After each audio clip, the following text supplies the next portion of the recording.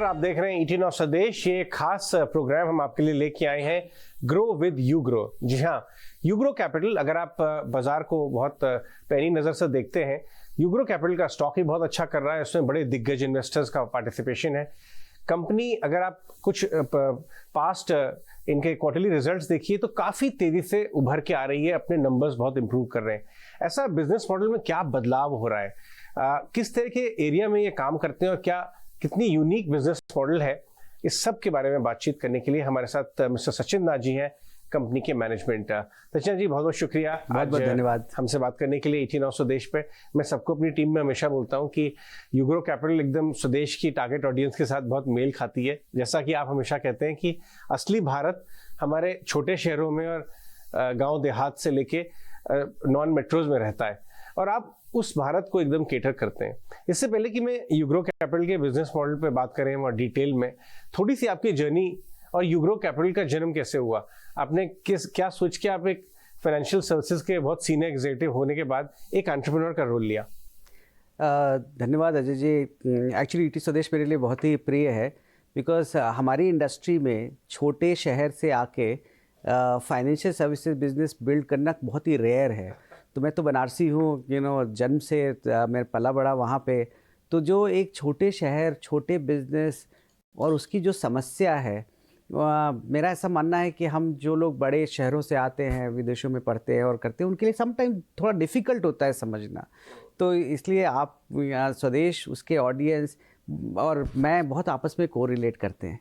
हमारी जर्नी बहुत यूनिक रही। मैं पहले 10 साल अपने लाइफ के मैंने मिर्ज़ापुर और बनारस में बिताए, कॉर्पोरेट इंडस्ट्री किया। तो उसके बाद मैं 15 साल फाइनेंशियल सर्विसेज इंडस्ट्री में रहा। बहुत ही लार्ज कॉर्पोरेट का पार्ट था। वहाँ से मैं जब ज़बरदस्ती वहाँ से हटाया गया, तब मैंने सोचा कि दो चीज़ है। मुझे याद है, मेरे फादर मेरे से हमेशा कहते रहते थे कि ये बड़ी बड़ी कंपनी वाले तुम लोग को इतना बड़ा बड़ा पैसा देते हैं, पर अच्छा काम तो तुम लोग कुछ करते नहीं हो। तो मुझे लगा कुछ तो ऐसा करना चाहिए जिससे कि हम एक रियल इम्पैक्ट क्रिएट कर सकें। अगर आप देखेंगे लेंडिंग बिजनेस में जो पिछले 3 दशक का जो बदलाव है या जो बढ़ोतरी हुई है, वो या तो लार्ज कॉर्पोरेट साइड पे हुई है या कंज्यूमर और पर्सनल साइड पे हुई है। हमारे देश का जो सबसे वृहद और सबसे स्ट्रॉन्ग पिलर है वो स्मॉल बिजनेस है। हमारे जीडीपी का 30% ये कंट्रीब्यूट करते हैं। करीब 6 से 7 करोड़ एमएसएमई हैं, 11 से 12 करोड़ लोगों की आजीवन इससे चलता है। बट इनको क्रेडिट देना एक बहुत बड़ी समस्या है। ये एक ऐसा मिथ है जिसमें सब बोलते हैं कि एसएमई जो है बहुत ही ख़राब बिजनेस है, वो बहुत छोटी इकाई है। बट अगर आप देखेंगे, ये एक्चुअली चेंज होना शुरू हुआ 2016 से। हमारा जन्म और इंडिया स्टैक 2 और ये जो भारत का जो ये डिजिटाइजेशन है, जो ये करंट लास्ट 10 साल में हुआ है, ये दोनों कोइंसाइड किया। और ये देखते हुए मैंने सोचा कि एक ऐसा कुछ क्रिएट करना चाहिए जिसमें एक प्रोफेशनल कैपिटल जो कि come from private equity, public market, और जो एक प्रोफेशनल मैनेजमेंट, उनका कैलिबर, इसको कंबाइन करके एक नेक्स्ट बड़ा इंस्टीट्यूशन खड़ा करने की कोशिश करते हैं। तो ये है हमारा उद्देश्य, और ये हम पिछले 5 साल में लगे हैं। ऐसा हुआ कि जुलाई 2018 में हमने एक छोटी सी लिस्टेड कंपनी एक्वायर करी, चोखानी सिक्योरिटीज़, 1000 करोड़ के आसपास की कैपिटल रेज करी। बट उसके बाद से सितंबर 2018 में आईएलएफएस हुआ, फिर डीएचएफएल हुआ, फिर यस बैंक हुआ, फिर कोविड हुआ।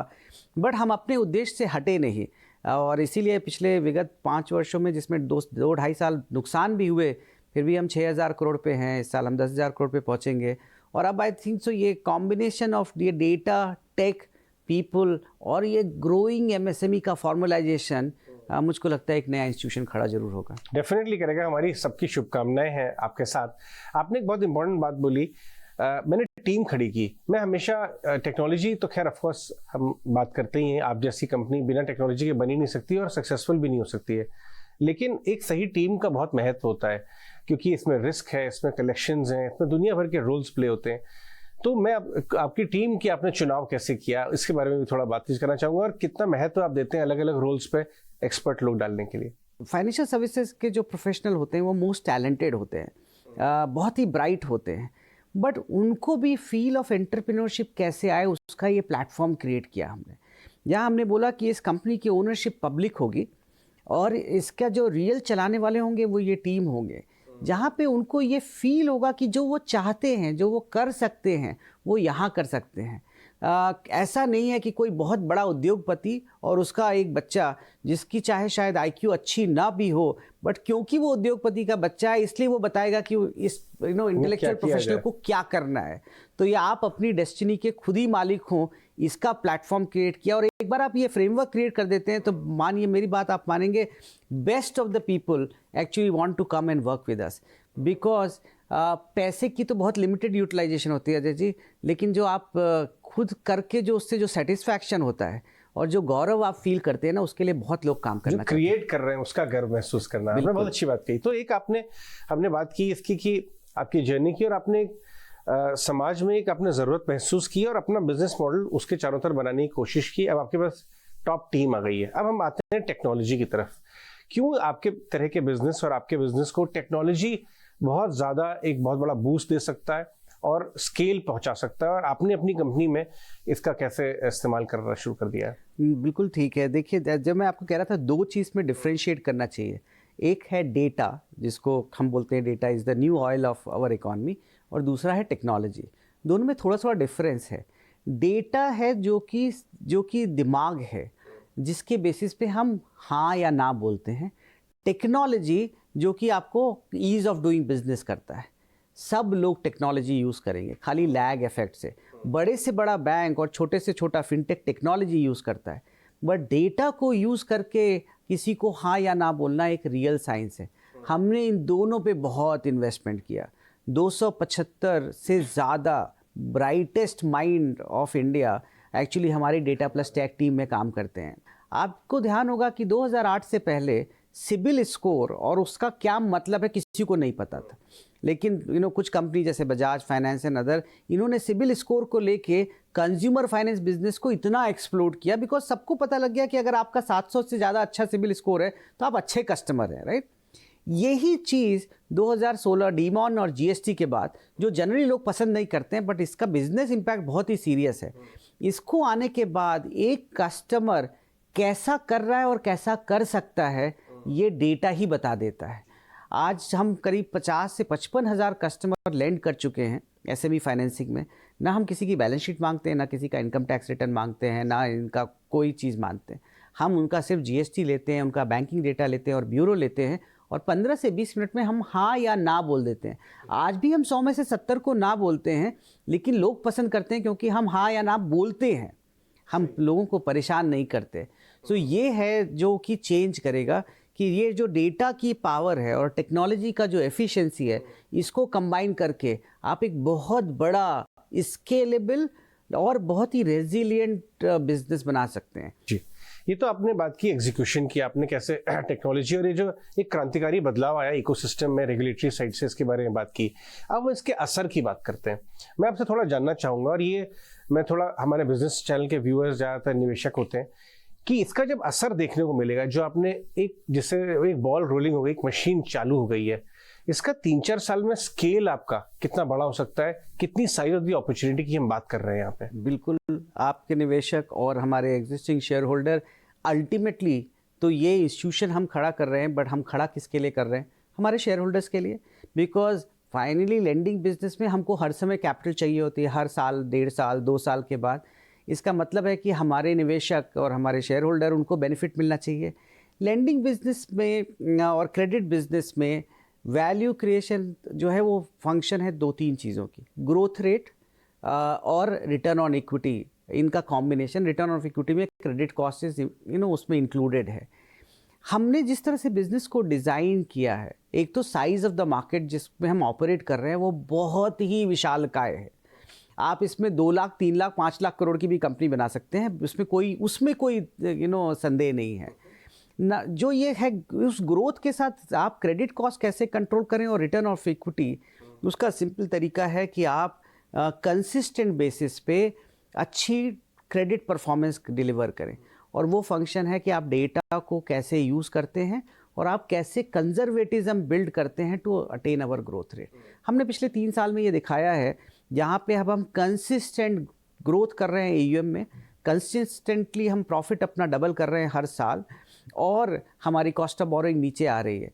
तो जो बेस्ट ईयर परफॉर्मिंग कंपनीज़ हैं, जो 18% आरओई जनरेट करती हैं, 20 से 30% ग्रो करती हैं, हमको लगता है हम नेक्स्ट 2 साल में उनसे मैच करेंगे हेड टू हेड, और उसके बेसिस पे फिर हम कंसिस्टेंटली ग्रो करेंगे नेक्स्ट आने वाले 5 से 10 साल।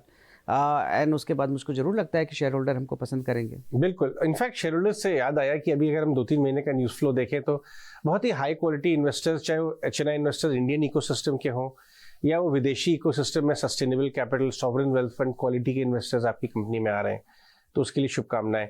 लेकिन एट द सेम टाइम, क्योंकि आपकी कंपनी में कैपिटल वो रॉ मटेरियल है, मैंने देखा कि आधा दर्जन से ज़्यादा नेशनल बैंक्स जो हैं आपके पार्टनर हैं, इस पर भी आप काफ़ी ध्यान देते हैं कि भाई अच्छे पार्टनरशिप्स चलें। अभी तक की जर्नी और आगे भी आपका ध्यान रहेगा इधर? बिल्कुल रहेगा। एक्चुअली जैसे मैं कह रहा था कि आपके 2 स्पेक्ट्रम है ना लेंडिंग बिजनेस में।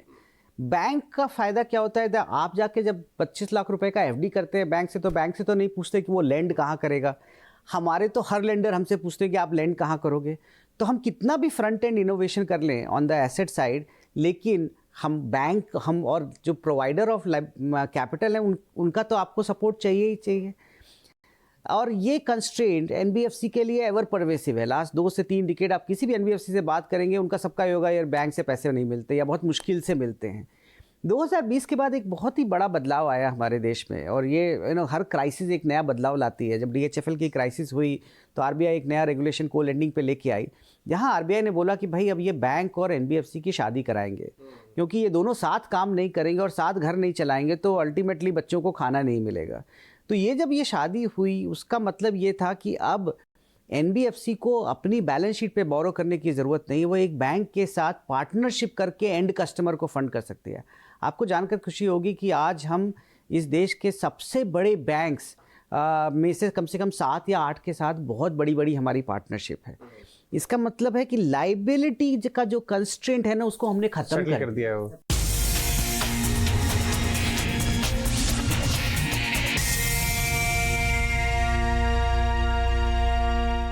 बाजार की पिच पर पैसे तभी बनेंगे जब आपकी टाइमिंग हो परफेक्ट। कब करना है बाई और कब करना है सेल। निफ्टी टिका हुआ है, बैंक निफ्टी सपोर्ट कर रहा है और मार्केट के अंदर रोटेशन हो रहा है। फ्यूचर में क्या होंगे आपकी कमाई के ऑप्शंस? करते हैं मुनाफे की पक्की प्लानिंग। आपके लिए लेकर आएंगे ट्रेडिंग आइडिया। मार्केट ने पॉजिटिव क्लोजिंग ही दी। दमदार एंकर्स और दिग्गज एक्सपर्ट्स के साथ सुबह 7 बजे से शाम 4 बजे तक देखिए ET Now स्वदेश। हेलो, कब तक हो जाएगा लोन फाइनल? क्या कर रहे हो यार? ये क्या तरीका अंदर लाने का? ये क्या तरीका है लोन लेने का? पैसाबाजार.com, लोन लेने का सही तरीका। Focusing on customer insights is the key to increasing market share. And it's crucial that we learn from the leaders with the leading specialized MBA course, 40 plus CEOs to train and groom you from Bennett University. So, dream big.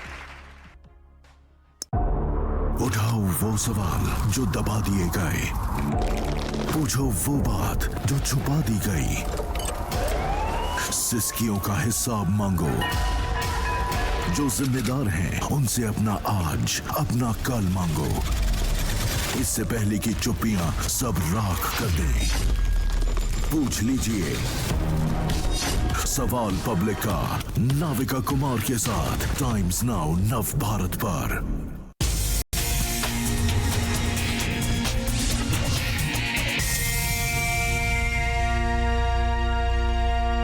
मैं आपसे ये जानना चाहता हूँ कि आपकी partnership बहुत अच्छी है, कैपिटलाइज्ड है आपकी बैलेंस शीट, ग्रोथ आपने अपनी एक तो इंडस्ट्री टेलविंड और अपने यूनिक बिजनेस मॉडल से बना ली है।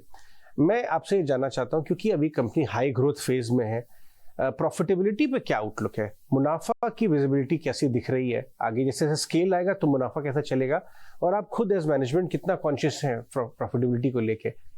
पहले तो मैं ये हाई ग्रोथ का जो मिथ है वो आपको क्लियर करना चाहता हूँ। मैं किसी को अपनी लास्ट एनालिस्ट मीट में ये बोल रहा था, ये हमारी हाई, आप ऐसे सोचिए कि एक आदमी BKC में बुटीक एक बैंक्वेट हॉल खोलता है और एक जियो कन्वेंशन सेंटर आता है। जब जियो कन्वेंशन सेंटर बना तो उसकी जो कैपेसिटी है वो 15 से 20 लाख लोग की है, तो पहला इवेंट 5 लाख लोग का तो होगा ही होगा। बैंक्वेट हॉल का पहला इवेंट 10,000 लोग का होगा।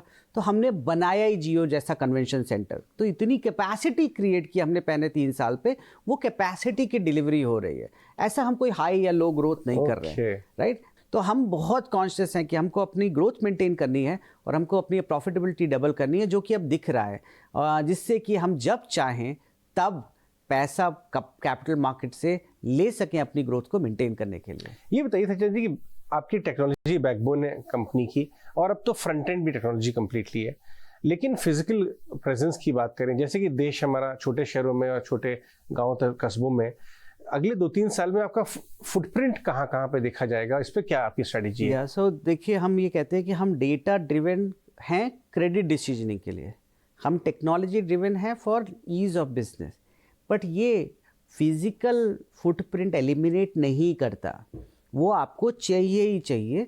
डिफरेंस ये है कि हमारा फिजिकल फुटप्रिंट कन्वेंशनल बिजनेसेस के मुकाबले में डबल या ट्रिपल वॉल्यूम क्रिएट करता है। तो अभी हम करीब 100 लोकेशन पे प्रेजेंट हैं, और हमारे बहुत सारे बिजनेस डायरेक्ट भी हैं, डिजिटल भी हैं, हमारा डिजिटल ऐप है। हम नेक्स्ट 2 से 3 साल में करीब 300 से 350 फिजिकल लोकेशन प्रेजेंट रहना चाहते हैं, जो हमारे डिजिटल इंफ्रास्ट्रक्चर को सपोर्ट करे। साइमल्टेनियसली हम खाली प्योर डिजिटल फुटप्रिंट भी बहुत एक्सट्रीमली बढ़ा रहे हैं। आपने देखा होगा कि एक डेली मर्चेंट की क्रेडिट नीड को सॉल्व करने के लिए हमने एक GrowX ऐप लॉन्च किया है। ये इतना ब्यूटीफुल ऐप है, आप सोचिए आपके बगल का दुकानदार जिसको सुबह ब्रेड दूध 10 से 15 हज़ार रुपये में ख़रीदना पड़ता है, फिर वो आपको और मेरे को बेचता है पूरे दिन, और नेक्स्ट डे वो पैसा वापस करना चाहता है। आज के दिन में उसको क्रेडिट देने वाला कोई नहीं है। हमारे GrowX ऐप को वो डाउनलोड करके 3 लाख रुपए तक की लिमिट ऑन डिजिटली ले सकता है, और किसी भी माध्यम से वो पे कर सकता है, और नेक्स्ट डे चाहे तो वापस कर सकता है, तो उसको सिर्फ 1 दिन का इंटरेस्ट चार्ज होगा। तो हम हर फ्रंट पे वॉर फुटिंग के साथ काम कर रहे हैं। ये आपने बहुत बढ़िया बात कही है। इनफैक्ट मैं खुद एक छोटे शहर से बिलोंग करता हूँ, और मैंने देखा है कई बार कि छोटे बिजनेसमैन को केवल 1 हफ्ते का क्रेडिट चाहिए, केवल 4 दिन का चाहिए, लेकिन उसको 6 महीने का लेना पड़ता है। तो अगर उसको अवेलेबिलिटी और क्रेडिट छोटे शहरों में छोटे MSMEs को वो ज़्यादा बड़ा इश्यू होता है, रादर देन कि भाई किस इंटरेस्ट रेट पे ले रहा है। तो उसको अगर 1 हफ्ते का क्रेडिट चाहिए, भले ही थोड़ा बड़े भाव पे हो, क्योंकि वो क्रिटिकल है उस समय, और वो 1 हफ्ते में पे करना चाहता है, उसको 6 महीने का लेना पड़ता है। शायद इस बारे में बताइए। आप जरूर सुना होगा कि जब लोग छोटा दुकानदार, छोटा मर्चेंट बाजार से पैसे लेता है ना, तो उसको इंटरेस्ट रेट का कॉन्सेप्ट नहीं होता है। वो लेता है 5 रुपए सैकड़ा, 4 रुपए सैकड़ा, 3 रुपए सैकड़ा, 2 रुपए सैकड़ा। ये 4 रुपए सैकड़ा को अगर आप एनालाइज इंटरेस्ट रेट में कैलकुलेट करेंगे तो 100% हाँ जी, तो ये जो है ना, क्योंकि जब उसको लेना होता है तो बगल वाले से वो 5 रुपए सैकड़े पे पैसा उठा लेता है, 4 दिन बाद वापस करता है, बिकॉज वो तो 4 रुपए का मार्जिन देख रहा है, उस बेचारा कैलकुलेट भी नहीं करता कि कितना इंटरेस्ट पे कर दिया है। बहुत बढ़िया बात ये जो है ना, वो मार्केट के लिए ये है जहाँ 15-16% एनुअलाइज बेसिस पे, तो मुश्किल से आप 50 बेसिस पॉइंट और 50 पैसा सैकड़ा पे आप पैसा बारो कर पाओगे। तो ये आई थिंक हमारे देश में छोटे व्यापारी जिनके यहाँ 5 आदमी 7 आदमी दुकान पे काम करते हैं, जो आदमी उस किराना बगल वाले स्टोर से आके आपको डिलीवरी करता है, ये छोटा क्रेडिट इतना बड़ा इम्पैक्ट हमारे देश में क्रिएट करेगा और प्रॉफिटेबल करेगा। मैं कह रहा हूँ जो हम सबसे बड़ा काम करना चाहते हैं, ये हम मिथ को तोड़ना चाहते हैं कि छोटा व्यापारी नुकसान देता है। आप बिलीव करिए, छोटा व्यापारी सबसे ज़्यादा मेहनती होता है और अपना पैसा बिल्कुल वापस करना चाहता है। ये वो आदमी है जो कभी नहीं चाहता कि उसके मोहल्ले में आके 2 आदमी खड़े होकर बोले तुमने लोन वापस नहीं किया। गरीब आदमी, और गरीब नहीं कहना चाहिए एक्चुअली, कमज़ोर बिजनेसमैन सबसे ज़्यादा अपनी इज्जत का प्यारा होता है, राइट। बड़ा आदमी तो जो है डिफॉल्ट करके भी मर्सिडीज गाड़ी में चलता है, उसको कुछ फर्क नहीं पड़ता। तो ये जो सेगमेंट है, उसको अगर आप सही तरीके से पैसे दे सकें, डेटा से उसको एनालाइज कर सकें, मैं बता रहा हूँ आपको इस देश में बहुत बड़ी क्रांति आई। अच्छा, एक बात बताइए कि आपने अपने कलेक्शन सिस्टम को कैसे एकदम वाटर टाइट किया हुआ है? कलेक्शन की मजबूती बताते हैं कि आगे लंबे समय में लेंडिंग बिजनेस में बैकबोन बन जाती है, और उसी में ऊपर नीचे से कंपनियां गड़बड़ भी हो जाती हैं। आप उसके बारे में कुछ राय दें। देखिए, कलेक्शन जो है, ऐसा जनरली लोग मानते हैं, हालांकि हमारी कलेक्शन टीम बहुत बड़ी है और हम कलेक्शन में भी अर्ली वार्निंग सिग्नल और डेटा का बहुत बड़ा यूज़ करते हैं। हम बता सकते हैं कि कौन सा कस्टमर जो आज आपको दिख रहा है कि स्टैंडर्ड कस्टमर है, बट वो नेक्स्ट 3 से 6 महीने में डिफ़ॉल्ट करने वाला है। अच्छा, उसका रीज़न ये है कि हम हर कस्टमर जिसको हम लोन दे भी चुके हैं, उसका भी डेटा एनालाइज करते हैं। तो हम उसका ब्यूरो जो है वो स्कोर देखते हैं। अगर कोई कस्टमर जिसने आपसे 15 लाख रुपए का लोन लिया था और लोन लेने के 4 महीने या 6 महीने के अंदर में 25 और लोन अप्लाई कर रहा है, इसका मतलब कुछ तो समस्या है।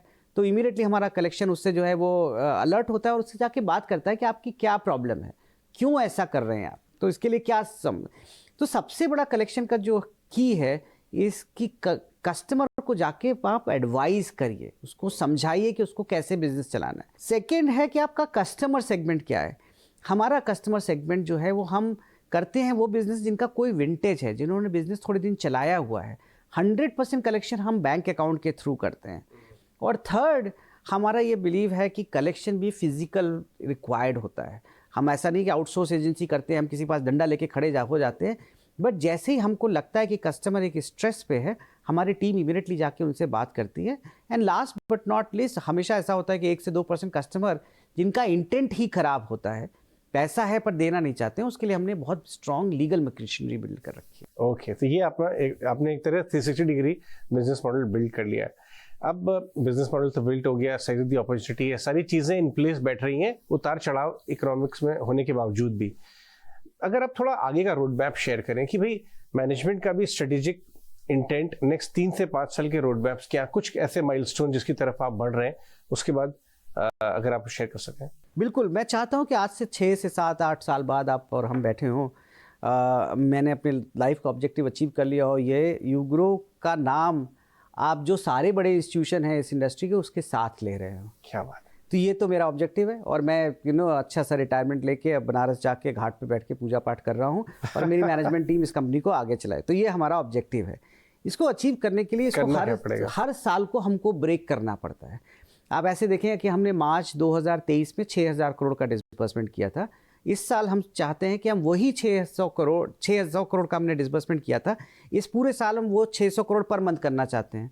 7,200 करोड़ करेंगे, 6,000 करोड़ पे हम एंड किए थे, 13,200 करोड़, 3,000 करोड़ का हमारा रीपेमेंट आएगा, 10,000 करोड़। मार्च 2024 में हम करीब 1,000 करोड़ पे एग्जिट कर रहे होंगे, राइट। तो वो 1,000 करोड़ को आप फिर 12 से मल्टीप्लाई करिए तो एडिशनल 12,000 करोड़, फिर उसमें 5,000 करोड़ कर रन ऑफ तो आप 16 से 17,000 करोड़ पहुंच जाएंगे। तो ये एक ग्रेजुअल हर साल एक इंक्रीमेंटल हमारे बेस में ग्रोथ आएगी जो इंक्रीमेंटल AUM क्रिएट करेगी। आई थिंक सो अब जो बेसिक इंफ्रास्ट्रक्चर और उसका मेथड हमारे पास है, अब कितने टाइम पे हम कितना ये इंफ्रास्ट्रक्चर बढ़ाएंगे वो हमारी ग्रोथ को डिटरमाइन करेगा। हमको खाली क्रेडिट क्वालिटी को कंट्रोल रखना है सो दैट एबनॉर्मल लॉसेस हमारे बिजनेस में नहीं आए। अगर ये हम कर पाए, जो हमको लगता है कि अभी तक हमने डेमोन्स्ट्रेट किया है, तब आप आने वाले 3-4 साल में ये कंपनी हमने अभी 2025 तक के टारगेट प्रोजेक्ट किए हुए हैं कि हम 18 से 20,000 करोड़ पहुंचना चाहते हैं, बट वो तो एक खाली एक जर्नी है। उसके बाद आप ये देखेंगे कि ये कंपनी आज से 5-7 साल बाद बहुत बड़े नंबर पे आप बैठे होंगे। मतलब मेरे को छोटा मुंह बड़ी बात मैं करना नहीं चाहता, बट मेरे को पूर्ण विश्वास है कि मेरे रिटायरमेंट से पहले यूग्रो एक इंस्टीट्यूशन होगा हिंदुस्तान में। बहुत बहुत शुक्रिया सचिन जी, बहुत अच्छा लगा आज आपसे बात करके। हमारी शुभकामनाएं 89 पूरे परिवार की तरफ से कि आप अपने शेयर होल्डर्स के लिए, अपने एम्प्लॉयज़ के लिए और पूरे इकोसिस्टम के लिए एक बहुत बड़ा असर जरूर बनाएंगे। बहुत शुक्रिया।